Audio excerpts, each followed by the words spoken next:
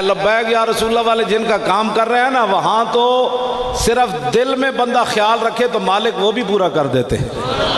हमारे लोग बड़े अजीब व गरीब बातें करते हैं, ये नहीं हो। मैंने कहा तू काम करता चला जा, तेरी ये ड्यूटी नहीं है, ये नतीजा तेरे जिम्मे नहीं है। तू हुजूर की इज्जत आबरू, हुजूर की खत्म नबुव्वत और दीन का काम करता चला जा। एक दिन इंशाअल्लाह ताला हुजूर का दीन तख्त पर आएगा, लोगों को समझ भी नहीं आ गई कैसे आ गया हुजूर को। लेकिन बेयकीनी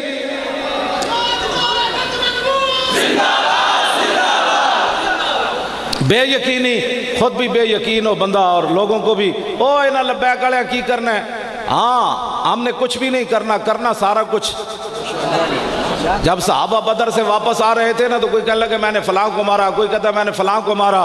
तो अल्लाह ने कुरान नाजिल कर दिया, फलम तक़्तुलूहुम वलाकिन्नल्लाह क़तलहुम। फरमाया तुसी किसी नूं नहीं मारिया, रब मारिया सारे।